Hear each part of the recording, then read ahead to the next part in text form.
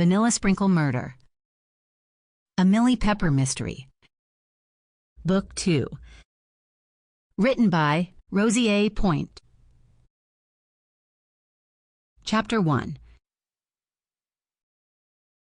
Look alive, ladies. If you mess this up, heads will roll. The call came from the head maid, Rachel, who stood at the head of the vast, glistening tiled kitchen in Nora Jensen's mansion. This was hardly how I'd envisioned spending Halloween. First, because I barely knew Nora, and she happened to be the leader of the highly vicious and exclusive bakers group that ran a third of the town.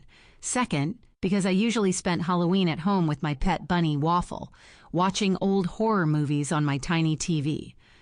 There was nothing better than a good horror movie with my fluffy companion by my side. But I was here, at Nora's mansion on the fringes of Star Lake. I stepped out of the path of a server, a young woman in a black and white maid's uniform. Fake blood dribbled artistically down her chin and bit down on the inside of my cheek. This was new to me. Catering a party for one of the most exclusive groups in Star Lake, Iowa?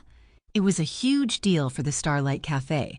Out of literally everyone in town, Nora had chosen us to cater, even though we weren't even a part of the bakers group. The head maid moved over to join me. "How are you holding up?" she asked. "Doing all right?" "I'm good," I managed, smiling at her. "Thanks for asking." Ugh, I know these big events can be a pain in the rear end, especially when it's Nora who's hosting them.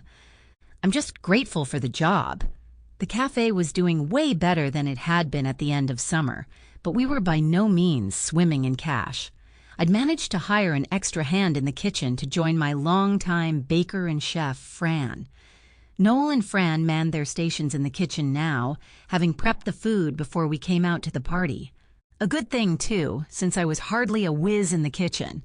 I was passable, but no chef.